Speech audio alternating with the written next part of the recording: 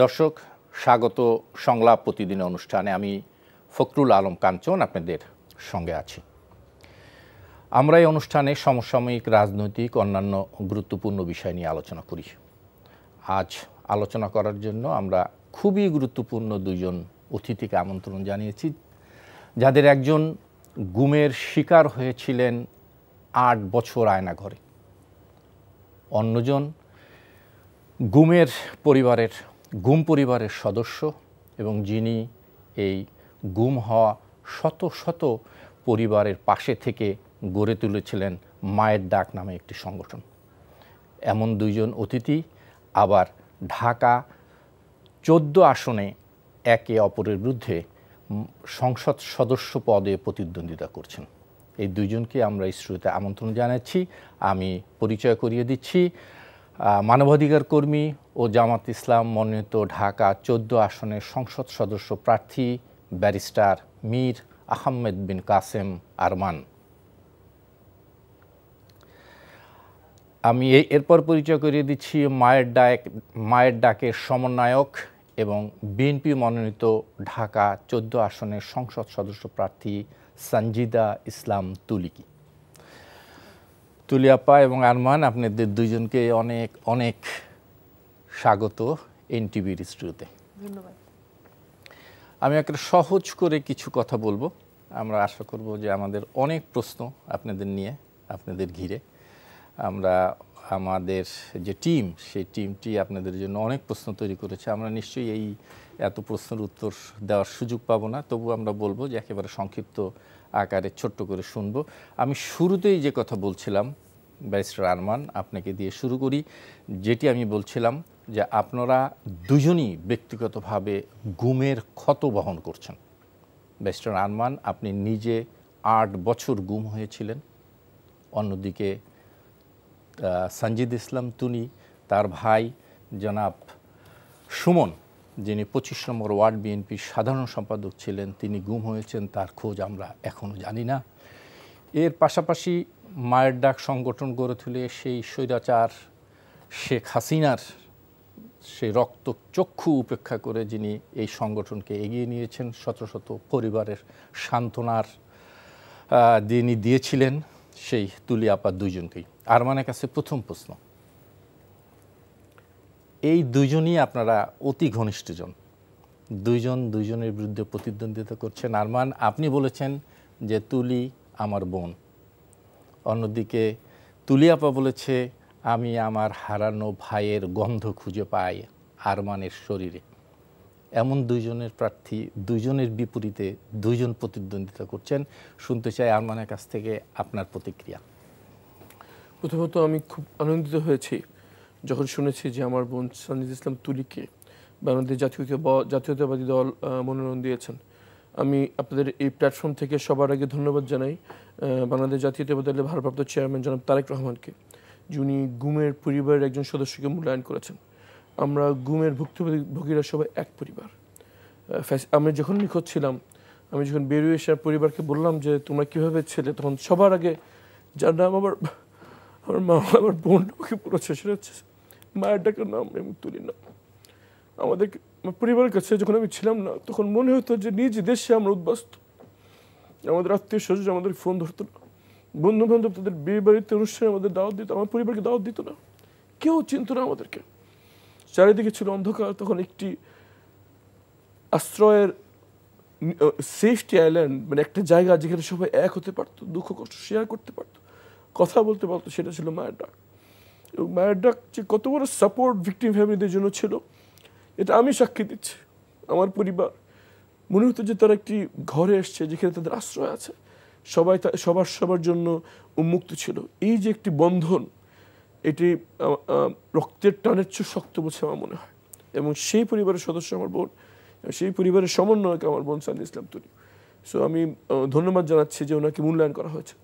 একই সঙ্গে আমার বোন এবং আমরা যে আন্দোলনে আছি, সেই আন্দোলন শেষ হয়ে যায়নি। গুমের বিচার হতে হবে। খুব ক্ষমতাধর কিছু ব্যক্তির বিচার হচ্ছে। একটি বড় অংশ এখন দেশের বাইরে আছে এবং সেখান থেকে তারা দেশকে অস্থিতিশীল করার চেষ্টা করছে। এই সামনের আমাদের যে যাত্রা, সেটা অনেক কঠিন, অনেক চ্যালেঞ্জময়। আমি আমার দলের পক্ষ থেকে পূর্ণ দায়িত্ব নিয়ে বলছি যে গুমের বিচারে বাংলাদেশ জামায়াতে ইসলামী পূর্ণ সহযোগিতা করছে এবং করবে। এবং আমার আশ্বাস থাকবে, বিশ্বাস থাকবে আমার বোন তুলির মাধ্যমে এবং জনাব তারেক রহমান সাহেবের নেতৃত্বে গুমের বিচারের ব্যাপারে জাতীয়তাবাদী দল ঠিক একই আপসীন অবস্থায় থাকবে ইনশাআল্লাহ। নিশ্চয়ই আবার আসবো আপনার কাছে। সানজিদ ইসলাম তুলি, একই কথা, আরমানকে আপনি বলছেন আপনার ভাইয়ের শরীরের গন্ধ, হারানো ভাইয়ের শরীরের গন্ধ পাই, সে ভাইয়ের বিরুদ্ধে নির্বাচন করছেন, অনুভূতি কেমন? হ্যাঁ, ধন্যবাদ কাঞ্চন ভাই। আমাকে যখন বলা হলো যে ঢাকা 14 থেকে, তো আমি দেখলাম সেখানে আরমান ভাই আছে এবং এটা আমার জন্য অনেকটা স্বস্তিদায়ক। কারণ আপনি যখন প্রতিদ্বন্দ্বিতায় যাবেন, আমরা গতানুগতিক রাজনীতিতে কি দেখি যে সেখানে প্রতিদ্বন্দ্বী মানে হাড্ডাহাড্ডি একটা কেমন লড়াই হয়, কেমন বিগত সময় তো প্রতিহিংসার একটা রাজনীতি ছিল। এখানে আমার ভাই আমার পরিবারের একটা মানুষ, যার জন্যে হচ্ছে আমরা বিগত সময় আন্দোলন সংগ্রামে ছিলাম এবং আন্দোলন সংগ্রামের ফল হিসেবে কিন্তু আমরা আলহামদুলিল্লাহ আমার ভাইকে আমরা ফেরত পেয়েছি। এবং ভাইয়াকে যেদিন আমি প্রথম ভাই আসার পর হাতে ধরেছি, ওই সময়টা আমাদের কাছে মনে হয়েছে যে পৃথিবীতে অন্য কোনো অনুভূতি এরকম অনুভূতির সাথে আসলে মানে কম্পেয়ার করা যাবে না।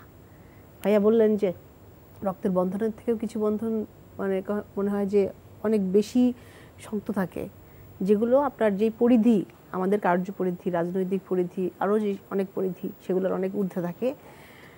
আমার কাছে আমার ভাই, যিনি আল্লাহর রহমতে আমাদের কাছে ফেরত এসেছেন, সেই ভাই হচ্ছে তাদেরই একজন যারা আমার কাছে এখনও আসেন নাই। তিনি তাদের কথাগুলো কিন্তু এসে আমাদের কাছে বলেছেন যে ভিতরে কি হয়েছে, কি কি করা হয় মানুষের সাথে, সেই ভাইয়ের কাছ থেকে কিন্তু আমরা জানতে পেরেছি। আরমান ভাই হচ্ছে আমাদের কাছে সবসময় প্রতীক। আমার মা কিন্তু আরমান ভাইয়াকে বারবার জিজ্ঞেস করে, বাবা তুমি সুমনকে দেখছো নি? নিশ্চয়ই এই ফুটেজ দেখে মানে পাষাণ হৃদয়ও মানে গলে গেছে, কেঁদেছে। সেই একটা জায়গায় আমরা সবাই এক, ন্যায় বিচার আমাদেরকে আনতেই হবে এবং সত্য উন্মোচন করে ন্যায় বিচার না আনা পর্যন্ত এই চরম মানবাধিকার লঙ্ঘন কিন্তু আবারও হতে পারে, ফ্যাসিজম আবারও মাথা চাড়া দিয়ে উঠতে পারে। এই আন্দোলনে আমরা একসাথে ঐক্যবদ্ধভাবে থাকব। আমরা জানি আমরা ভিন্ন দল থেকে কাজ করছি, ভিন্ন দল থেকে রাজনৈতিক প্ল্যাটফর্মে এসেছি আমরা, কিন্তু আমাদের সকলের উদ্দেশ্য একটাই, যে আমরা ন্যায় বিচারের জন্য লড়ব, রাজনৈতিক প্রতিহিংসার যে রাজনীতি সেটাকে নির্মূল করব ইনশাল্লাহ। মিস্টার আরমান, আবার একটু ছোট্ট করে শুনে আসি, তারপর আবার আলোচনায় যাই। সেটা হচ্ছে আপনারা দুজনেই অন্তত একটি জিনিস মিল আছে, সেটা হলো সরাসরি রাজনীতিতে ছিলেন না। তো হঠাৎ করে দলের এই নমিনেশন আপনাকে মানে আপনার কেমন লাগছে এবং এই নির্বাচনের প্রেরণা কি? আমার জীবনের অন্যতম একটি উদ্দেশ্য, এখন আল্লাহ আমাকে নিজ হাতে দ্বিতীয় জীবন ভিক্ষা দিয়েছেন এবং যে কয়দিন আমি জীবিত আছি আমার প্রধান উদ্দেশ্য হচ্ছে আমার সাথে যে জুলুম হয়েছে, এই জুলুম যেন আর কোনোদিন বাংলাদেশ মাটিতে না হতে পারে। কিন্তু এই নিশ্চিত ততদিন পর্যন্ত হবে না যতদিন পর্যন্ত না রাজনীতি পরিশুদ্ধ না হচ্ছে, যতদিন পর্যন্ত রাজনীতিবিদদের মনোভাব পরিবর্তন না হচ্ছে, যখন রাজনৈতিক দলদের রাজনৈতিক কালচার পরিবর্তন না হচ্ছে। আমার কাছে দুটো অপশন ছিল, এক হচ্ছে আমি বাইরে থেকে সমালোচনা করব, আর একটা হচ্ছে নিজে মাটি থেকে চেষ্টা করব এটাকে পরিবর্তন করা। এবং আমার কাছে মনে হয়েছে দ্বিতীয়টাই আমার কাম্য। আমি বাইরে থেকে সমালোচনা না করে আমি নিজে চেষ্টা করে দেখি, হয়তো কোনো পরিবর্তন আমি করতে পারবো না, কিন্তু নিজের কাছে আমার এই তুষ্টিটা আমার থাকবে যে আমারটুকু আমি করার চেষ্টা করেছি। যখন আমাকে এই দায়িত্ব দেওয়া হয়েছে, আমার কাছে মনে হচ্ছে আমার জন্য একটি সুযোগ যে বাংলাদেশের মানুষের ভাগ্য পরিবর্তন করার জন্য, রাজনৈতিক কালচার পরিচালিত করার জন্য পরিশুদ্ধ একটি রাজনৈতিক প্র্যাকটিস নিজে করে দেখানোর একটি সুযোগ আমার কাছে মনে হচ্ছে, আমার কাছে একটা দায়িত্ব মনে হয়েছে যেটা আমার করা উচিত। কিন্তু এখন রাজনীতি নেমে কি মনে হচ্ছে, এই যে শুদ্ধ সুষ্ঠু রাজনীতির কথা আপনি ভাবছেন, চাচ্ছেন, সেক্ষেত্রে আপনার রাজনীতিতে নেমে বাস্তবতা কি দেখছেন? আমি গত 6টি মাস রাস্তায় রাস্তায় ঘুরে বেড়েছি, মানুষের দাঁড়িয়ে দাঁড়িয়ে গিয়েছি, বস্তিতে গিয়েছি, গ্রামে গিয়েছি, সবার সাথে কথা বলছি, নারীদের সাথে কথা বলছি, তরুণদের সাথে কথা বলছি, শ্রমিকদের সাথে কথা বলছি। সবার বক্তব্য এক, তারা নতুন বাংলাদেশ চান, তারা রাজনীতির পরিবর্তন দেখতে চান, নতুনত্ব চান, 50 বছরের পুরনো রাজনীতি তারা হাঁপিয়ে উঠেছেন। এই যে পরিবর্তনের প্রবল আকাঙ্ক্ষা আমি মানুষের ভিতরে দেখছি, সেটা আমাকে আত্মবিশ্বাস দিচ্ছে যে আমি একা নই। এই যে সংগ্রামে আমি নেমেছি, এই কাজে আমি একা নই।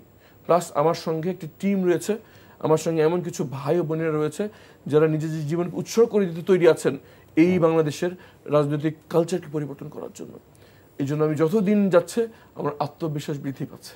তুলি আপা, আপনার কাছে আসি এবং একই কথা বলবো, আপনি সরাসরি রাজনীতিতে ছিলেন না, আপনার ভাই ছিলেন ওয়ার্ড পর্যায়ে বিএনপি সাধারণ সম্পাদক। কিন্তু আপনি যে সংগঠন গড়ে তুলেছিলেন, যে সংগঠনের ইম্প্যাক্ট আমরা যারা গণমাধ্যম কর্মী তারা জানি, সারা দেশ জানে এবং বিদেশেও আপনার এই সংগঠন নিয়ে ব্যাপক আগ্রহ এবং ইনফ্লুয়েন্স ছিল। তো হঠাৎ করে আপনার এই রাজনীতিতে আসা মানে কিভাবে বলবেন, কি বলবেন? প্রথম থেকেই আপনি জানেন, যেটা ভাইয়া প্রথমে বললেন যে যুদ্ধ একটা আমরা করেছি 1 যুগেরও বেশি। যুদ্ধ করার পরে যে অভ্যুত্থান, জুলাই আপরাইজিং এর পরে যে অভ্যুত্থানে আমরা আসলাম হাজারো প্রাণের আত্মত্যাগের বিনিময়ে, সেখানে আসার পরে আমরা আবার যখন দেখি যে গণতান্ত্রিক প্রক্রিয়াকে পুনঃস্থাপন করার জন্য আমার মনে হয় যে ইনস্টিটিউশনগুলো কাজ করার, সেই ইনস্টিটিউশনগুলো কোনোটাই সবগুলাই ধ্বংস হয়ে গেছে বিগত সময়ে। বিচার বিভাগ বলেন, আইন বিভাগ বলেন, প্রশাসন বলেন, সকল জায়গায়। তো সেই জায়গাগুলোকে আসলে ঠিক করতে হলে আপনাকে আগে রাজনৈতিক মূল জায়গাটাকে ঠিক করতে হবে, কেন কোনোটাকেই পরবর্তী রাজনৈতিক প্রভাবের বাইরে রেখে কাজ করানো যায়, ফাংশনাল করানো যায়। কারণ আপনারা জানেন এখনও ফ্যাসিস্ট হাসিনা পালিয়ে গেছে বা ওই অংশটা নাই, কিন্তু কিছু অংশ কিন্তু রয়ে গেছে এবং সেটার প্রভাব কিন্তু এখনও আপনারা পরিলক্ষিত করছেন। আপনি কোনো ইনস্টিটিউশনই ঠিকমতো কিন্তু কাজ করছে না। সেইখান থেকে একটা চিন্তা এসছে সবসময়। আর রাজনীতির মধ্যে নাই জিনিসটা আসলে আমার মনে হয় না, কারণ আমরা যখন থেকে আসলে আমি বলেছি সরাসরি নাই, হ্যাঁ, বাট কিন্তু ওই যে একটা অংশ হিসেবে কিন্তু কাজ করতে হয়েছে। যাদের জন্য আমরা দাঁড়িয়েছি রাজপথে, যাদের নিয়ে আমরা দাঁড়িয়েছি রাজপথে, সবাই কিন্তু ভিন্ন মতের, ভিন্ন দলের মানুষ ছিল এবং সরকার বিরোধী, ফ্যাসিস্ট সরকার বিরোধী ছিল। তাদের সাথে চরম মানবাধিকার লঙ্ঘন হয়েছে এবং প্রত্যেকটা মানুষ এক একটা রাজনৈতিক পরিচয় বহন করে, যাদেরকে নিয়ে আমাদের এই বড় পরিবার। যখনই আমরা সরকার বিরোধী সোচ্চার ছিলাম, আওয়াজ তুলেছিলাম, তখন আমরা কিন্তু ওই পুরো রাজনৈতিক প্রেক্ষাপটের একটা অনেক বড় অংশ হয়ে গিয়েছিলাম। তখন সেইটারই জারি রেখেছিলাম আসলে আন্দোলন আর এই আওয়াজ জারি রাখার মাধ্যমে, বয়ানটা জারি রাখার মাধ্যমে যে ভাইরা কোথায়, তাদেরকে ফেরত দিতে হবে। অনেক অস্বীকার ছিল, সত্য কিন্তু এখনও পুরোপুরি আমাদের সামনে আসেনি। বিচারের দাবিতে আমাদেরকে এখনও লড়ে যেতে হচ্ছে। প্রপার ইনভেস্টিগেশনের জন্য এখনও আমাদেরকে রাস্তায় দাঁড়িয়ে মানববন্ধন করতে হচ্ছে। তো সেই জায়গা থেকে মনে হয় যে আমাদের দেশের যে রাজনীতির একটা বড় অংশ আমরা আসলে ছিলামই। আরমান ভাইকে যে ধরে নিয়ে গেল, তিনি তো অ্যাক্টিভলি না থাকলেও তিনি কিন্তু ওই অংশটার জন্যই তাকে ধরে নিয়ে যাওয়া হলো এবং 8 বছর তার জীবন থেকে চলে গেল। তো এইটা আমরা প্রত্যক্ষভাবে না থাকলেও বাট রাজনীতির বড় একটা অংশ হিসেবে আমরা ছিলাম এবং এইটার পরিপ্রেক্ষিতেই কিন্তু 14 থেকে যদি 24 ধরি, 24 পর্যন্ত আমাদেরকে আন্দোলন করতে হয়েছে। 24-এ একটা বড় গণজোয়ার ছিল, গণ অভ্যুত্থান হয়েছে এবং এর পরবর্তীতে আমাদের মধ্যে আকাঙ্ক্ষা এসেছে যে একটা নতুন বাংলাদেশ দেখি। অনেকের কাছে এই প্রশ্ন যে তুলি আপার মতন একজন সংগঠক রাজনীতিতে জড়িয়ে যাওয়াতে কি মায়ের ডাকের সংগঠন কি ভাটা পড়ে যাবে, তাদের কাজ কি আবার মানে পিছিয়ে যাবে? এখনো তো অনেক কাজ বাকি, আপনি নিজেও বলছিলেন অনেক কাজ বাকি। 15 বছরে যেই অপরাধগুলা, বলপূর্বক গুম, বিচার বহির্ভূত হত্যা এবং অনেকগুলার সত্যই সামনে আসেনি। আমরা কিছু কেসের ক্ষেত্রে ইনভেস্টিগেশন, ইনকোয়ারি করা গেছে এবং তারপরেও সেই যাদের এগেনস্টে অ্যালিগেশন তাদেরকে জবাবদিহিতার জায়গায় আনতে অনেক অনেক কাঠখড় পোড়াতে হচ্ছে আমাদেরকে। এখনও অনেক মানুষ পালিয়ে যেতে দেয়া হচ্ছে এখনও। তো সেই জায়গা থেকে 15 বছরের যেই ট্রমা আমরা বয়ে বেড়াচ্ছি, 15 বছর ধরে যেই একটা নির্যাতনের ভিতর দিয়ে আমরা এসেছি। ভাইয়া সামাজিক একটা অবস্থার কথা বর্ণনা করলেন, আমাদের পরিবারের সাথে আমাদেরকে এমন একটা পরিচয় থাকতে হয়েছে যে আমরা ভিকটিম ফ্যামিলি মেম্বার, গুম হয়ে যাওয়া ফ্যামিলি। তো তো সেই জায়গায় সামাজিকভাবে তো অবশ্যই আমাদের অবস্থানটা কেমন ছিল আপনারা বুঝতে পারছেন। অন্যভাবেও আমরা যে একটা প্রপার ইনভেস্টিগেশন চাবো, রাষ্ট্রীয় বাহিনী কর্তৃক যখন অপরাধগুলো হয়েছে তখন কিন্তু আমরা সেই জায়গাতেও যেতে পারিনি। এত ম্যাসিভ একটা নাম্বার, আপনারা যেটা জানেন যে 1800-র মতো যে গুম, কিন্তু লিস্টেড কেস আমার মনে হয় নাম্বার অনেক বেশি যখন আমরা যাই গুমের ক্ষেত্রে। এক্সট্রা জুডিশিয়াল কিলিংয়ের ক্ষেত্রে 3500-এরও বেশি।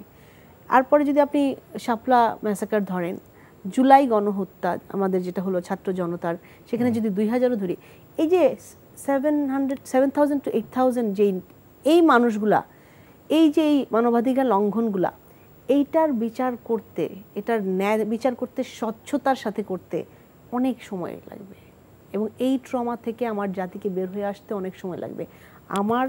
আমার পরের জেনারেশন, আমার ভাইদের যে মেয়েরা, আমাদের যেই সন্তানরা পরিবারের, তাদের আমার মনে হয় গুম একবার করলো, একজনের সাথে হলো, এতটুকুতেই শেষ হয় নাই। গুম তার জীবনটা, যে ব্যক্তিকে করা হয়েছে তার জীবনকে মানে ধ্বংস করা হয়েছে, অবশ্যই আর কোনো দিন স্বাভাবিকভাবে ফিরে আসা সম্ভব না। এবং যারা ফেরত আসেনি সেই ট্রমাটা প্রত্যেকটা পরিবারকে ধ্বংস করছে এবং প্রতিনিয়ত প্রতিদিন ধ্বংস করছে। একটা ভয়ঙ্কর রকম সত্যের জন্য আমরা অপেক্ষা করে আছি, যে যেটার জন্য আমরা আন্দোলন চালিয়ে যাচ্ছি, যে সত্যটার জন্য একদিন, কালকে বা পরশু হয়তো বা তারপরে হয়তো আমরা সেই সত্যটা সামনে আনতে পারবো। আমি আমার মাকে উত্তর দিতে পারবো যে আমার ভাইকে ধরে নিয়ে যাওয়ার পরে কোন আয়না ঘরে, কোন সিক্রেট ডিটেনশন সেলে রাখা হয়েছিল, তার সাথে কি কি করা হয়েছিল, আমার ভাই কি সেটা সহ্য করতে পেরেছিলেন কি না। যদি সহ্য করতে না পারেন, তো নিজে যদি জীবিত না থাকেন, কখন তাকে হত্যা করা হয়েছিল। এখানে যারা যুক্ত ছিলেন,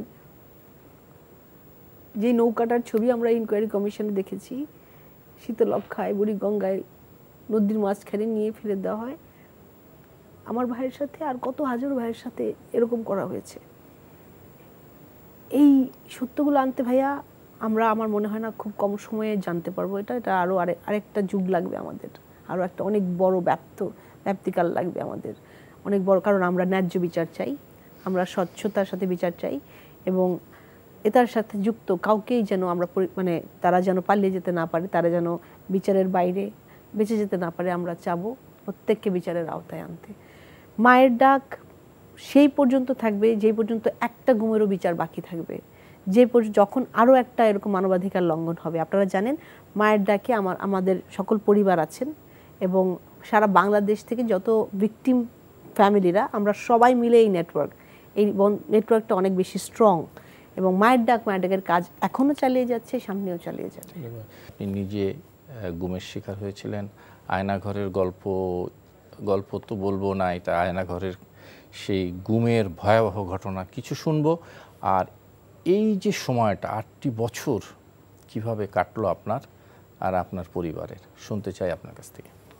আমি যখন সেই অন্ধকার ঘরে চোখ বাঁধা অবস্থায়, হাত করা অবস্থায় পড়েছিলাম, আমি নিজেকে সান্ত্বনা দিচ্ছিলাম যে দেশে তো সংবিধান আছে, দেশে আদালত আছে, দেশে সুশীল সমাজ আছে, আন্তর্জাতিক সম্প্রদায় আছে, আমাকে এখানে হয়তো বেশি দিন থাকতে হবে না।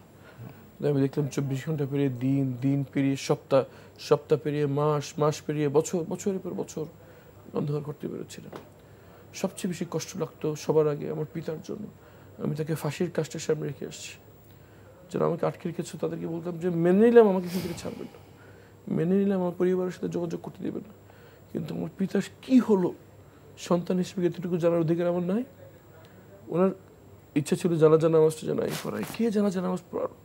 লাশটা কোথায় দাফন হলো? না, আপনি কি নিশ্চিত ছিলেন যে আপনার বাবার না, আমি জানতে পারি ফাঁসি কার্যকর হয়েছে? আপনি জানতে পেরেছিলেন? না, জানতে পারিনি। তাদেরকে আমি একতি বিনতি করতাম বলার জন্য, সব মেনে নিলাম। এতটুকু বলেন উনি বেঁচে আছেন না মারা গেছেন। আর যদি মারা যান, লাশটা কোথায় দাফন হলো? ফাঁসির আগে শেষ সাক্ষাতে আমার পিতা আমার জন্য কি বলে গেলেন? সন্তান হিসেবে এতটুকু জানার অধিকার আমার নাই। উত্তরাষ্ট্র উপরের নির্দেশ, কিছুই বলা যাবে না। এদিকে আমার পরিবার, আমার দুটি ছোট কন্যা সন্তান রয়েছে, তার বারবার জিজ্ঞেস করতো বাবা কেন আসে না, উত্তর জানতো না। উত্তর এই প্রশ্ন করে সবাই কেন চোখের পানি মুছে, কি উত্তর দিতে পারে না কেন বাবার কি হয়েছে। আমার বড় মেয়ে যে বছর আমি গুম হই, পরীক্ষা খুব ভালো রেজাল্ট করে, রেজাল্ট কার্ড দৌড়ে নিয়ে এসে মাকে বলে মা আমি ক্লাসে ফার্স্ট হয়েছি, তুমি ভিডিওটা এই রেজাল্ট কার্ডের ছবিটা তুলে বাবাকে পাঠাও, বাবা যখন দেখবে যে আমি এত ভালো রেজাল্ট করছি তো বাবা ঘরে চলে আসবে। কেউ উত্তর দিতে পারতো না। আমার ছোট মেয়েটা কয়েকদিন পর পরে হাত কেটে গেল, হাত ডাক্তার সেলাই করছে, সে চিৎকার করে মাকে বলছে মা ভিডিও করো, ভিডিও করে বাবাকে পাঠাও। বাবা যখন দেখবে আমার হাত থেকে রক্ত পড়ছে তোর ঘরে না আসে পারবে না। আমার ছোট মেয়েটা আমার সবসময় করে থাকতে পছন্দ করতো, সে যখন ক্লাস 5 উঠে গেল রেজাল্ট কার্ড নিয়ে ঘরে এসে মন খারাপ করে বসে আছে। তা আমার জিজ্ঞেস করলে কী হয়েছে, তোমার কী হয়েছে? বলে মা ওই তো বড় হয়ে যাচ্ছে, মেয়েরা বড় হয়ে তো বাবার কোলে উঠতে পারে না, বাবা কবে আসবে? আমি একবার বাবার কোলে উঠতে চাই। এই যে বাচ্চাদের প্রশ্ন, এটা যে কত ওজন, যাদের এই প্রশ্ন সইতে হয়নি তারা কেউ বলতে পারবে না। এদিকে যে বছর আমাকে গুম করা হয় আমার ছিল 32 বছর বয়স, আমার স্ত্রী ছিল 27 বছর বয়স। 27 বছরের একটি মেয়ে দুটি সন্তান নিয়ে অনিশ্চয়তার মধ্যে কাটিয়েছে। সে নিজেকে কি পরিচয় দিবে? সে কি বিবাহিত না বিধবা? এদিকে আমাকে গুম করে কয়েকদিন পর পিতাকে ফাঁসিয়ে দেওয়া হয়। এরপর থেকে আমার মা আমার সন্ধানে দাঁড়িয়ে দাঁড়িয়ে ঘুরে বেরিয়েছেন, পুলিশের কাছে গিয়েছেন, র্যাবের কাছে গিয়েছেন, প্রধানমন্ত্রী ফটকের বাইরে দাঁড়িয়ে থেকেছেন, রাষ্ট্রপতির ভবনের বাইরে দাঁড়িয়ে থেকেছেন, শুধু একটুকু জানার জন্য তার কলেজের টুকরো সন্তান কি বেঁচে আছে না মারা গেছে। আর এদিকে আমার কাছে মনে হতো যে মৃত্যুর থেকে 1000 গুণ ভালো। আমার কাছে মনে হতো যে আমাকে মেরে ফেলা হয় তাহলে আমার জন্য ছুটির ঘন্টা মনে হতো মৃত্যু। আর আমি সবসময় মৃত্যুর জন্য তৈরি থাকতাম যে আজকে রাতে যদি আমাকে মেরে ফেলে ও তো আমাকে তওবার সময়টুকু দিবে না। আমি প্রত্যেক রাতে যখন বুঝতে পারতাম বাইরে রাত হয়েছে তখনই তওবা করে তৈরি থাকতাম যে এই তওবার বদলতে যেন আমার মৃত্যুটা ঈমানের সাথে হয়। এবং যে রাতে আমাকে বের করছিল আমি মনে করেছি আমাকে হত্যা করা হচ্ছে। আমি সূরা ইয়াসিন পড়া শুরু করি এবং আল্লাহকে বলছিলাম আল্লাহ এই দুনিয়া তো আর প্রিয় মানুষগুলোর চেহারা আর দেখলাম না, জান্নাতে চিরজীবন একসাথে থাকার ব্যবস্থা করে দিও। পরে যখন পরিবার কাছে এসছে সেটাও চিন্তার অতীত ছিল। আপনি যেদিন আপনার মুক্তি হয় সেদিন কি আপনি বুঝতে পারছিলেন বাইরে এরকম একটি এত বড় একটি পরিবর্তন হয়েছে, এত গণ অভ্যুত্থান হয়ে গেছে, বিপ্লব হয়ে গেছে, সেটিকে আপনি জানতে পেরেছিলেন? কিচ্ছু বুঝতে পারিনি। শুধু একদিন আমাকে মুক্তি দেওয়ার 2 দিন আগে খাবার দেওয়ার সময় একজন হঠাৎ করে আমার হাত ধরে বলে যে আল্লাহর কাছে খুব বেশি দোয়া করেন। আমি মনে করেছি যে আমাকে মেরে ফেলার সিদ্ধান্ত হয়েছে, সে আমাকে তওবা করা বা দোয়া করার জন্য বলছে। এই দিন পর থেকে আমি নামাজ অনেক বাড়িয়ে দিই। যখন আর জেগে থাকতে পারতাম না তার পর্যন্ত নামাজ পড়তে থাকতাম, আল্লাহর কাছে তওবা করতে থাকতাম। যখন সে রাতে আমাকে ট্রেনে হেঁচে বের করছিল আমি মনে করলাম যে সেটাই সত্যি হচ্ছে, আমাকে মেরে ফেলা হবে। এবং আমার মনে মনে একটু খুশি হচ্ছিলাম যে আর এই অন্ধকার ঘরে থাকতে হবে না, এই জীবন্ত কবরের মধ্যে থাকতে হবে না। কিন্তু আল্লাহ পরে জানতে পারতাম যে কিছু বাচ্চা ছেলে মেয়ের শাহাদাতের বিনিময়ে আল্লাহ আবার আমাকে পরিবারের সাথে ফিরিয়ে দিয়েছেন। আমি ব্যক্তিগতভাবে প্রত্যেকটি জুলাই যোদ্ধার কাছে ব্যক্তিগতভাবে ঋণী, তাদের সাহসের জন্য, তাদের ত্যাগের জন্য, তাদের জীবন দানের জন্য, চোখ হারানোর জন্য, হাত হারানোর জন্য আমি আজকে আমার পরিবারের কাছে ফেরত এসেছি। এবং আমি যতদিন পর্যন্ত আল্লাহ আমাকে জীবিত রেখেছেন এই যে জুলাই চেতনা, নতুন বাংলাদেশ, নতুন একটি ধারার রাজনীতি, নতুন ধারার বাংলাদেশের স্বপ্ন, সেটা বাস্তবায়ন করা আমার জীবনের এখন প্রধান লক্ষ্য ইনশাআল্লাহ। সঞ্জিদা ইসলাম তুলি, আপনিও গুম পরিবারের সদস্য, পাশাপাশি আপনার শুধু একটি পরিবার ছিল না, আপনার শত শত পরিবারের কান্না আপনাকে মোকাবিলা করতে হয়েছে, সইতে হয়েছে। শুনতে চাই যে কথাটা বলল যে ছেলেমেয়ের যে ভার, এই যে বাচ্চাদের মাদের এই যে ভার, এই ভার কিভাবে বয়েছেন আপনি গত 8 বছর? এক যুগেরও বেশি, 13 বছরের বেশি। হ্যাঁ, তখন আমি প্রেগনেন্ট ছিলাম। সুমন ভাইকে যখন নিয়ে যায় 4th ডিসেম্বর, 5 জানুয়ারির যে 2014 ইলেকশন তার ঠিক আগে। এবং আপনি দেখবেন যে এই গুমের ঘটনাগুলো ব্যাপকভাবে হয়েছে, কিন্তু গুম আর খুনগুলো ইলেকশন পূর্ববর্তী সময়, ইলেকশনের আগে আগে এরকম হয়েছে, ম্যাসিভ ভাবে হয়েছে। আমার ভাইয়ের ঘটনাটাও তার মধ্যে একজন। এর মধ্যে ঢাকা থেকে 2 সপ্তাহে উত্তরা থেকে সূত্রাপুর পর্যন্ত 21 জনকে তুলে নিয়ে যাওয়া হয়, গুম করে ফেলা হয়। যেই পরিবারগুলো আপনারা প্রথম থেকে আমাদেরকে সাথে দেখেন, প্রথমের দিন 2 দিন আগে আমার ভাই এলাকায় থাকতে পারতেন, আপনারা জানেন, নির্বাচনের জন্য, যেহেতু বিরোধী দলীয় কর্মী ছিলেন, রাজনীতিতে অ্যাক্টিভ ছিলেন। 2 তারিখে, ডিসেম্বরের লাস্ট 2 তারিখ দেখেছি তাকে, একটা হোন্ডা দিয়ে এসছে, একজন নিয়ে আসছে, তারই ভাই, তারই হয়তো ছাত্রদলের বাসায় এসছে, তেজগাঁ শাহিনবাগের বাড়িতে ঢুকেছে। আপনারা আমার বাড়িটা দেখছেন, হ্যাঁ, পুরাতন বাড়ি আমাদের। তো সে, আমি 9 তলা থেকে নামবো, আমি তো 4 মান্থস তখন প্রেগন্যান্ট, আর কমপ্লিকেসি ছিল, ডক্টর বলছে বেড রেস্টে থাকতে হবে। তো আমি সুমন ভাইয়ের জন্য, আপনি জানেন মাল্টি ন্যাশনালে কাজ করতাম, তো সুমন ভাইয়ার ও বাইরে বাইরে থাকতে হয় বেশি, তো ওর কোন ডেনিমটা পরবে, কোন পোলো পরবে এটার সাথে, সেই জিনিসগুলো আমি বলতাম যে শোনো এটা পরো না, বা এটা পরো।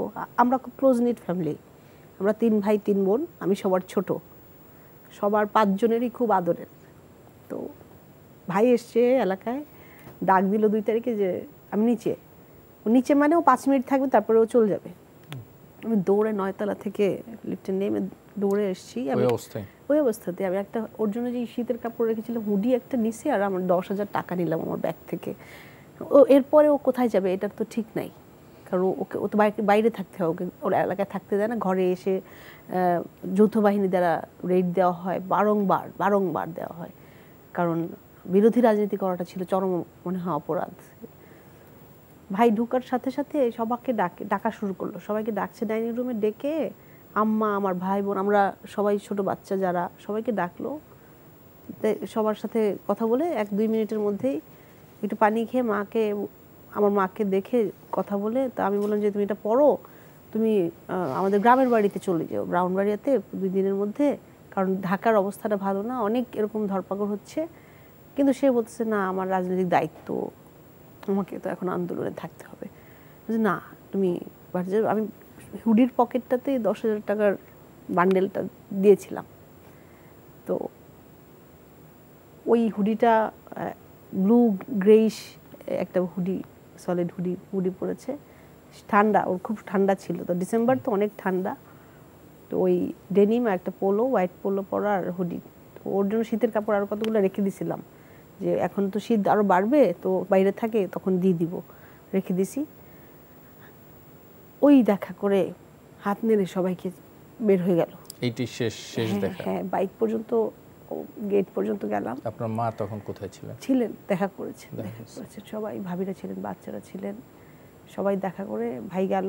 তো পরের দিন ও যদি চলে যায় বাড়িতে 2 তারিখ, তার 3 তারিখ, 4 তারিখে হঠাৎ ফোন আসলো যে আমার খালার বাড়ির কাছে, যেটা একটা construction plot, Bashundhara residential area থেকে র্যাপিড অ্যাকশন ব্যাটালিয়ন 1-এর টিম, 2টা ডাবল কভার ভ্যান, একটা সাদা মাইক্রোবাস আসে। সুমন ভাইয়ের সাথে আরও 5 জন, টোটাল 6 জনকে ওখান থেকে নিয়ে যায় তুলে। এবং নিয়ে যাওয়ার যে ফোন কল করার সাথে সাথে আমরা সবাই, পরিবারের সবাই ওখানে চলে যাই। ওই জায়গাটায় বসুন্ধরা তখনও কিন্তু 2013-তে অনেক খুব বেশি বিল্ডিং ছিল না, বিশাল বড় বড় কাশফুল। রাত আনুমানিক 8টার দিকে, তো ওরা ওইখানে বোধহয় মিটিং করেছিল পরবর্তী আন্দোলন কি হবে। তো সেই মিটিং শেষ, বিকেলের মিটিং সন্ধ্যায় শেষ, 8টায় তখন চলে আসবে, মোটামুটি খালি। তো ওরা মুড়ি বানিয়ে খেয়েছিল, ওখানে অনেকজন ওয়ার্কার ছিলেন কনস্ট্রাকশন প্লটের। তো সেই জায়গা থেকে যখন আমরা শুনি, খালার বাড়ি থেকে খবর আসে যে সুমন ভাইকে র্যাবের গাড়িতে উঠানো হয়েছে, তখনই কলিজাতে মানে একটা মোচড় দেয় যে সুমন ভাইয়ের তখন কেমন লাগতেছে।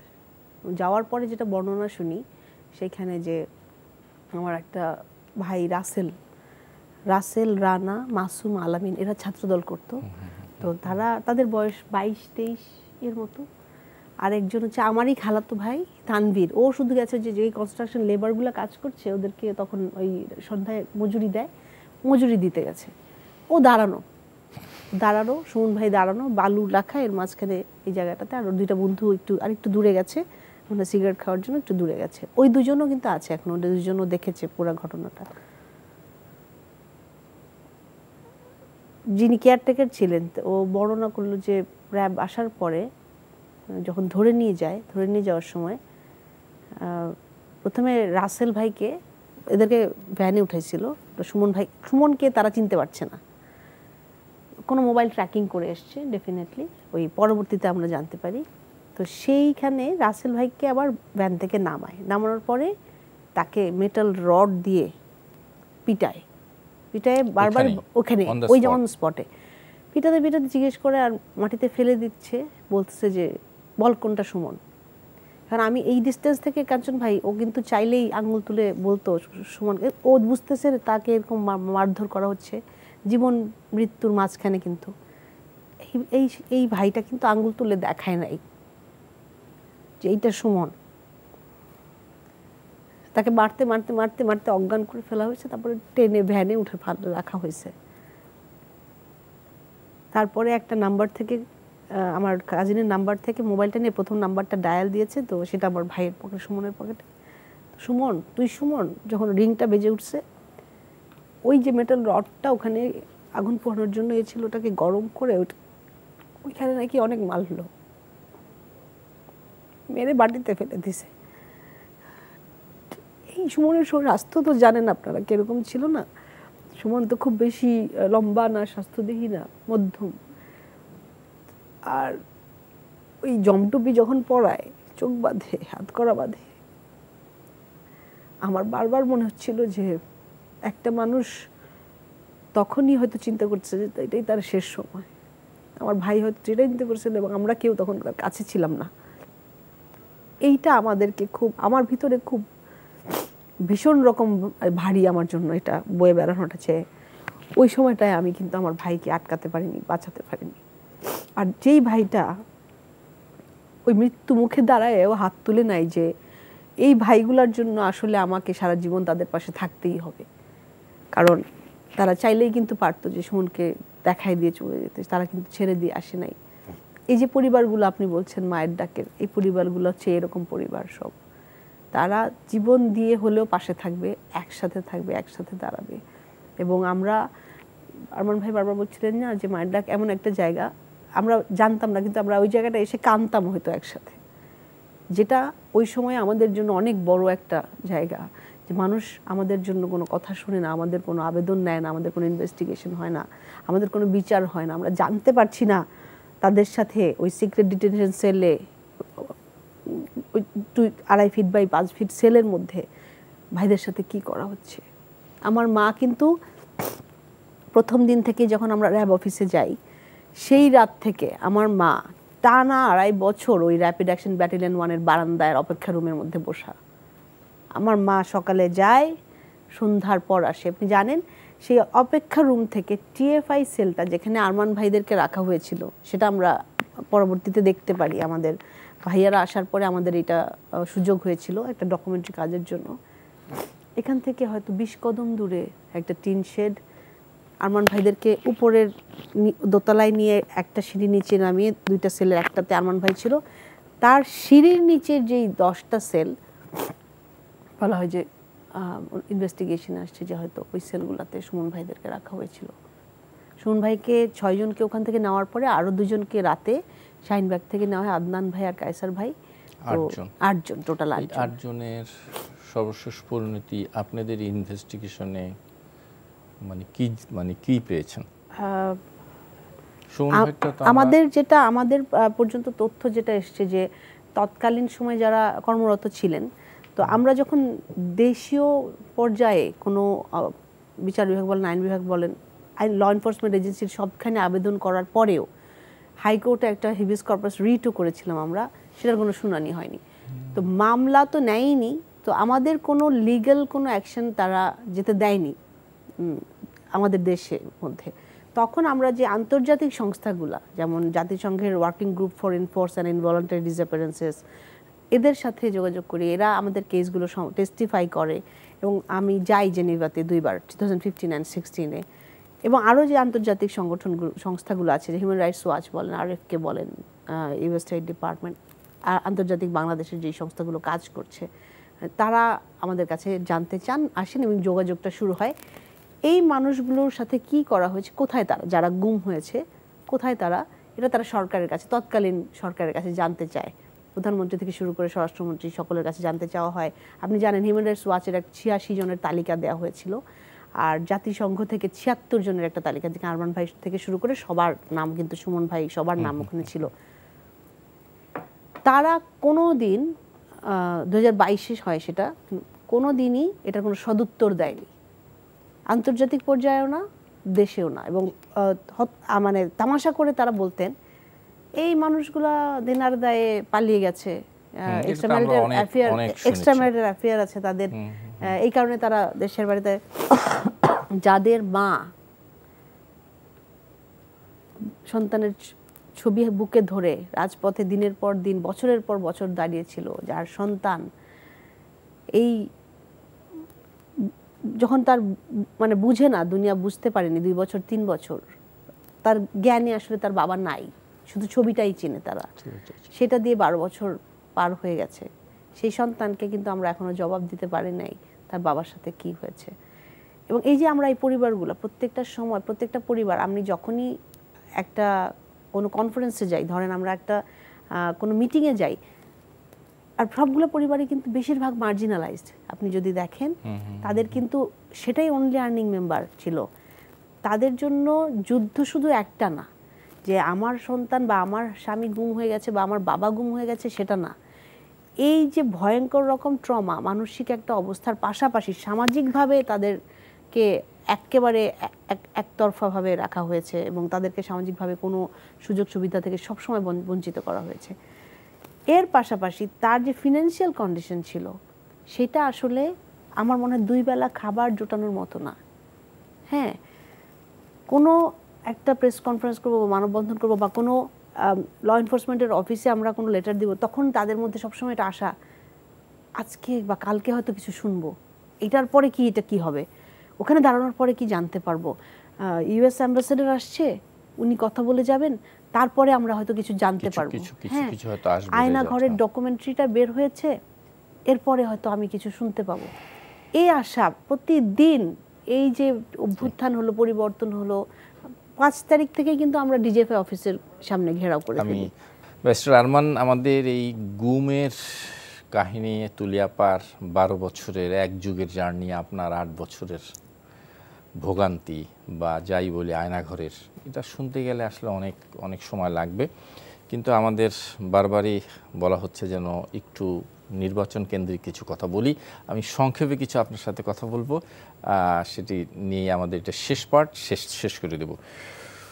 সংক্ষেপে যদি বলি যে প্রতিদ্বন্দ্বী হিসাবে তুলি আপা আপনার কাছে কতটুকু কঠিন প্রতিদ্বন্দ্বী মিস্টার আরমান? আমার কাছে মনে হয় যে তুলি আপার মতো শক্ত ক্যান্ডিডেট আমার 14 কারণ বাংলাদেশে আর কেউ নেই। উনি একজন জাতীয় আন্তর্জাতিক ব্যক্তিত্ব এবং ইস্পাত কঠিন দৃঢ় ব্যক্তিত্ব অধিকারী একজন নারী এবং অত্যন্ত দক্ষ সংগঠক। উনি প্রতিদ্বন্দ্বী হওয়ার পর থেকে আমার ঘুম বন্ধ হয়ে গেছে। কিন্তু আলহামদুলিল্লাহ আমি অতিমধ্যে মানে আনন্দের সাথে জানাচ্ছি যে আমরা একটি অনাকাঙ্ক্ষিত ঘটনা ঘটেছিল কোনো এক জায়গায়। আমি সাথে সাথে আমার বোনকে ফোন করে বললাম যে এই ঘটনা হয়েছে, একজন নারীর সাথে এই ঘটনা ঘটেছে, একটু দেখেন। উনি আমাকে আশ্বাস দিয়েছেন যে এই ঘটনা আর ঘটবে না। এটাই আমার আশ্বাসটা আসার জায়গা। নির্বাচনের মাঠে অনাকাঙ্ক্ষিত ঘটনা নিচু পর্যায়ের কিছু মোটা মাথার কিছু লোক করে থাকে, কিন্তু যখন আমি দেখলাম যে উনি যেভাবে রেসপন্স করলেন, আমি আশ্বস্ত হলাম যে উনি নির্বাচনের প্রতিদ্বন্দ্বিতা, আমরা যতই প্রতিদ্বন্দ্বিতা করি কিছু বিষয়ে আমরা একমত। এই জায়গাটাই আমার কনফিডেন্টের জায়গা। মানে তুলিয়া পায় একই কথা। মিস্টার আরমান কতটা কঠিন প্রতিদ্বন্দ্বী আপনার কাছে? আপনি যদি রাজনৈতিক প্রেক্ষাপট ধরেন, যে মানুষটা যত ভালো সেই আসলে তত কঠিন। আমার ভাই নিঃসন্দেহে একজন খুব ভালো মানুষ এবং এটা সবচেয়ে বড় গুণ যে মানুষ হিসেবে মানবিক দিকগুলা যে তার অনেক বেশি স্ট্রং। সেই জায়গা থেকে আমার মনে হচ্ছে যে অবশ্যই এই যে বারবার ভাই ভাই বলছেন, এটার বাইরে তো আসলে যাওয়া যায় না, কারণ কি এটার বাইরে আসলে কেউ নিতেও পারবে না। আর রাজনৈতিক প্রতিদ্বন্দ্বিতা আমরা থাকব, আমরা দুইজনই জোরালোভাবে নিজেদের সব কাজ করে যাব। আর ঢাকা 14 আসনের যারা, এটা আসলে জনগণের রায়, তারপরে তার সকল ভালো কাজ দেখার পরে, সবার পরিকল্পনা জানার পরে, এটা তো সবাই দেখবেন, পাবলিকলি দেখা যাবে। সেই জনগণের রায়ে যেটা হয় সেটা হবে, কিন্তু আমরা আমাদের তরফ থেকে যতটুকু সর্বোচ্চ করার সবটাই করব। মিস্টার আরমান, প্রতিদ্বন্দ্বিতা এখনো মানে মাঠে হয়তো সেভাবে শুরু হয়নি। আমরা জানি নানা চ্যালেঞ্জ আছে রাজনীতিতে, সেই চ্যালেঞ্জগুলো কিভাবে মোকাবেলা করবেন? একে অপরের বিরুদ্ধে বক্তব্য দেওয়া বিভিন্ন দুর্বলতাগুলো সামনে আনা, আপনার প্রচারণায় কি তুলি আপার এ ধরনের কোনো কিছু করবেন আপনি? আমার বিশ্বাস ইনশাআল্লাহ আমার বোন সানিদুল ইসলাম তুলিকে নিয়ে আমরা একটি নতুন ধারা রাজনীতি প্রবর্তন করবো ইনশাআল্লাহ, যেখানে আমাদের প্রচণ্ড প্রতিযোগিতা হবে, তুমুল প্রতিযোগিতা হবে, এবং প্রতিযোগিতার মাঠে আমরা কাউকে ছাড় দেব না। কিন্তু সেই প্রতিযোগিতা হচ্ছে কে কত বেশি মানুষের সেবা করতে পারে, কে কত বেশি সৃজনশীল উপায়ে আমাদের এই ঢাকা 14 মানুষের সমস্যার সমাধান দিতে পারে, কে কত বেশি দাঁড়ে দাঁড়ে যে তৃণমূল পর্যায়ে মানুষের কষ্ট শুনে সেটার সমাধানের জন্য কাজ করতে পারে। এটা হচ্ছে আমাদের প্রতিযোগিতার ক্ষেত্র। এখানে আমি নিশ্চিত করছি আমরা ভাই বোন কেউ কাউকে এক বিন্দু ছাড় দেবো না ইনশাআল্লাহ। কিন্তু এখানে থাকবে না কোনো ব্যক্তিগত আক্রমণ, এখানে থাকবে না সহিংসতা, এখানে থাকবে না নেমিং ট্যাগিং, এখানে থাকবে না নারীর প্রতি কোনো সহিংসতা, এখানে থাকবে না কোনো কালো টাকার প্রভাব, কোনো পেশি শক্তির প্রভাব। ইনশাআল্লাহ আমার আত্মবিশ্বাস আর কোথাও না হোক ঢাকা 14 আমরা একটি উদাহরণ সৃষ্টি করতে পারবো ইনশাআল্লাহ। আপনি বলছিলেন উদাহরণ সৃষ্টি করতে পারবেন। যদি ধরে নেই তুলি আপা, আপনি বলছিলেন যে কঠিন মানে প্রতিদ্বন্দ্বিতা হবে, অথবা প্রতিদ্বন্দ্বী সে তুলি আপা কঠিন প্রতিদ্বন্দ্বী আপনার, কোনো একটা কথা কি বলবেন যে তুলি আপার এই জিনিসটা আমাকে অনেক চ্যালেঞ্জের মধ্যে ফেলে দিয়েছে, তার এই কর্মকাণ্ড, তার এই অ্যাক্টিভিটিস বলবেন? জি, তুলি আপার আন্তর্জাতিক পরিচিতি, এবং আমি মনে করি যে ঢাকা 14 এখন শুধু বাংলাদেশের যে আলোচিত আসন নয়, সারা বিশ্বের অ্যাটেনশনের জায়গা এখন ঢাকা 14, এবং এই অ্যাটেনশনের কারণ আমার বোন সানিদুল ইসলাম তুলি। সানিদুল ইসলাম তুলি, আরমান অনেক বড় বড় কমপ্লিমেন্ট দিয়েছে, কিন্তু আমার বক্তব্য হচ্ছে যে হ্যাঁ, ব্যারিস্টার আরমানের একটা পূর্ব পরিচয় আছে, তার পিতা, তার অবস্থান, এবং সর্বোপরি গুমের শিকার হওয়াতে তার পরিচিতি আরও বেড়েছে।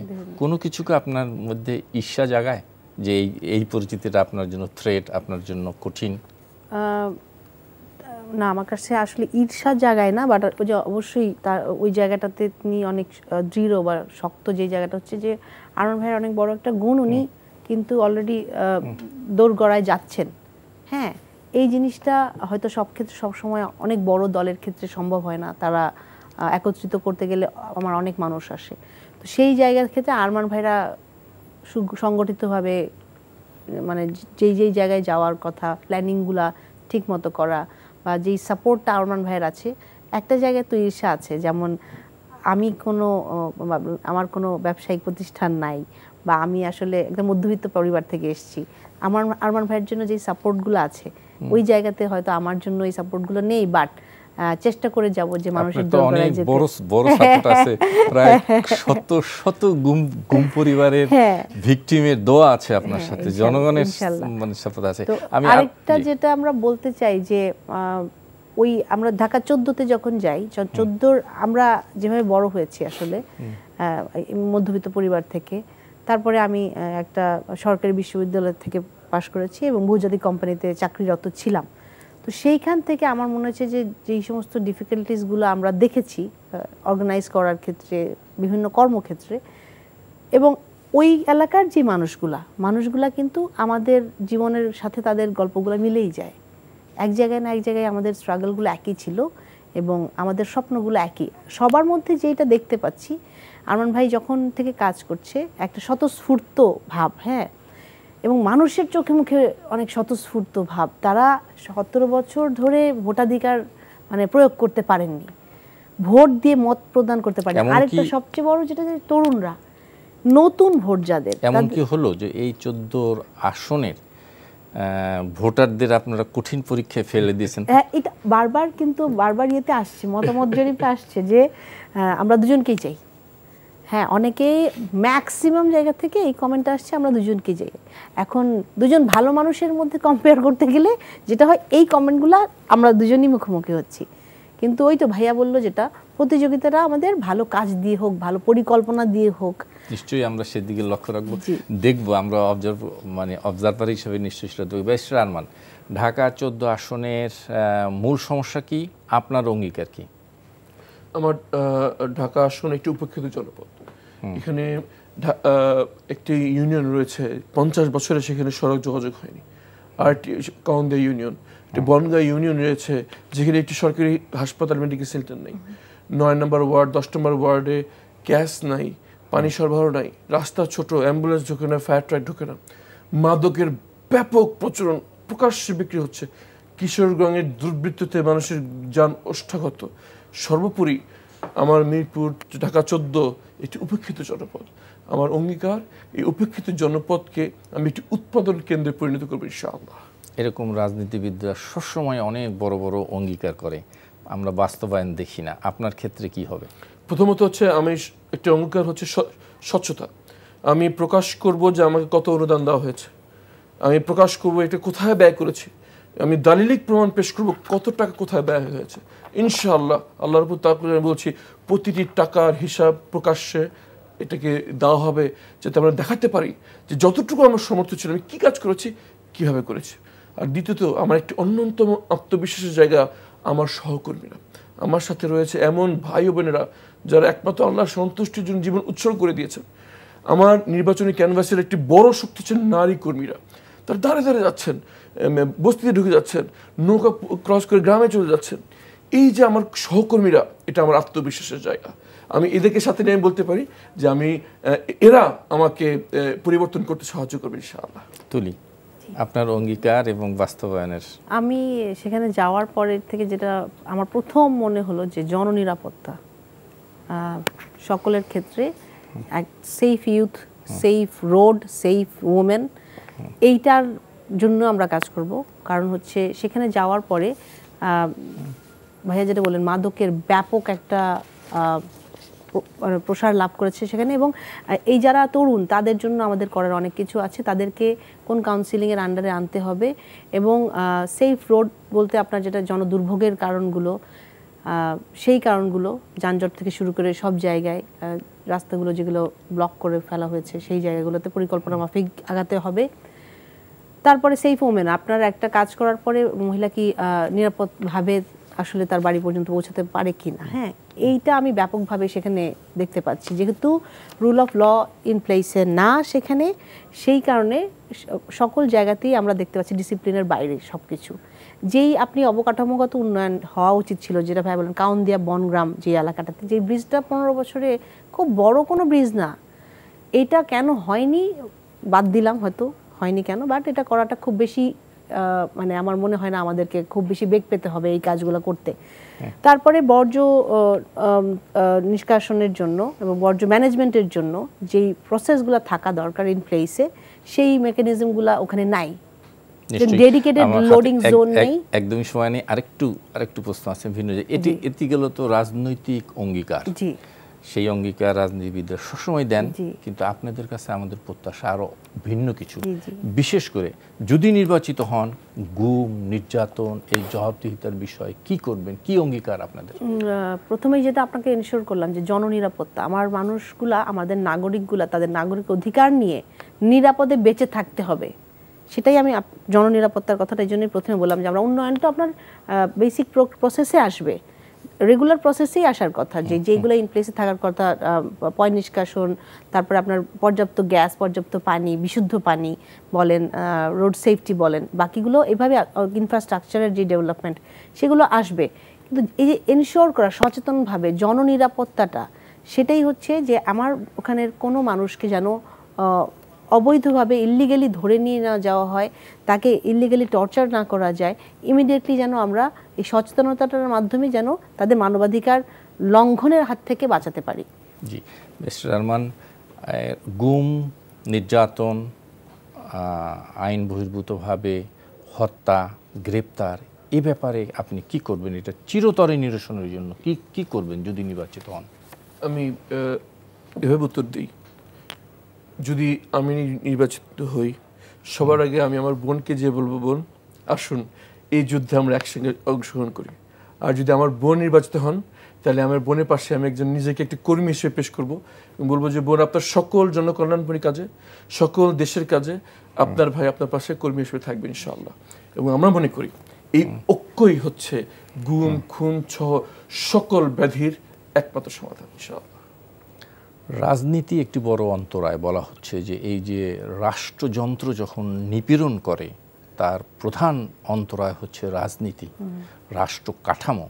এই রাষ্ট্র কাঠামো এবং রাজনীতিতে বদলে দেওয়ার কোনো পরিকল্পনা আপনাদের আছে কিনা নির্বাচিত হলে? পরিবর্তন শুরু হয়েছে যখন আমরা এসেছি রাজনীতির মাঠে, এইখানটাতেই পরিবর্তন কিন্তু শুরু হয়েছে। আমাদের রাজনীতিতে আসার কথা না, বা আমরা হয়তো তখন কখনো চিন্তাও করিনি আগে। পরিবর্তন তখন থেকেই শুরু। আসলে যখন আমাদেরকে চিন্তা করা হলো আমরা রাজনৈতিক মাঠে আসব এবং আমাদের চিন্তার প্রতিফলন, মানুষের আকাঙ্ক্ষার প্রতিফলন, সেটাই আমরা করব এবং গণমানুষের চাহিদা কি, তাদের চাওয়া কি, সেটা করাটাই আমাদের প্রধান দায়িত্ব, কর্তব্য। সেটাই জননিরাপত্তা ইনশিওর করা। তো সেই জায়গা থেকে আরেকটা যেটা সবচেয়ে বড়, আপনি এখনো দেখতে পাচ্ছেন প্রতিহিংসার রাজনীতির বাইরে যে আমরা কাজ করব। নিশ্চয়ই। আমার উত্তর হয়েছে একেবারেই সময় নেই। শেষ প্রশ্ন, ঢাকা 14 আসনের জনগণের জন্য আপনার কি বার্তা? আপনারা মাঠে নেমে এসেছিলেন বলেই বাংলাদেশে দ্বিতীয় স্বাধীনতা এসছে। সময় এসছে আরও একবার ঘর থেকে বেরিয়ে মাঠে নামার জন্য। আপনাদেরকে আসুন, আমার আহ্বান, সকল ভেদাভেদ ভুলে কাঁধে কাঁধ মিলিয়ে হাতে হাত মিলিয়ে আরও একবার আমরা মাঠে নেমে পড়ি এবং একসাথে গড়ি নতুন বাংলাদেশ। সঞ্জিদা তুলি। আমি মিরপুরে ঢাকা 14-তে গিয়েছি তেজগাঁ থেকে, কিন্তু আমি আপনাদের পরিবারেরই একজন। আমি মধ্যবিত্ত পরিবার থেকে এসেছি, আপনাদের সন্তান হয়ে থাকতে চাই এবং আপনাদের যে কোনো কথা শোনার জন্য আমার দরজা সবসময় খোলা, প্রত্যেকটা নাগরিকের ক্ষেত্রে। কারণ আমার কোনো বলয় নাই সেখানে, আমি গিয়েছি সকলের জন্য, মানুষের জন্য সে আসনে। এবং এই যে আমার কোনো রাজনৈতিক বলয়ের জন্য ভেদ করে যেহেতু নাই, তাদের জন্য আমার কাছে আসাটা তাদের জন্য আমার মনে হয় সহজ হবে। আর আমি যদি আমাকে ভোট দেন তার জন্য দরজাটা খোলা, যিনি আমাকে ভোট দিবেন না তার জন্য আমার দরজাটা খোলা, এবং আমি one call away from you, সবসময় আপনাদের পাশে আছি। আমার মনে হয় এত সুন্দর কথা আমরা দুজনের কাছ থেকে শুনতে পেলাম, এটা খুবই খুবই আমাদের জন্য আশার কথা। আজকে আর সময় নেই, অনেক কথা ছিল, অনেক প্রশ্ন ছিল, অনেক জিজ্ঞাসা ছিল, কিন্তু সময়ের সাথে আমাদের তো হাত নেই। সেক্ষেত্রে আমার অনুষ্ঠান এখানেই শেষ করতে হচ্ছে। ব্যারিস্টার আরমান, সঞ্জিদা ইসলাম তুলি, আপনাদের দুইজনকেই অনেক অনেক ধন্যবাদ। অনেক ধন্যবাদ আপনাকে। দর্শক, আপনাদেরকে ধন্যবাদ যারা এতক্ষণ আমাদের সঙ্গে ছিলেন। আগামী অনুষ্ঠানে আবার দেখা হবে। আল্লাহ হাফেজ।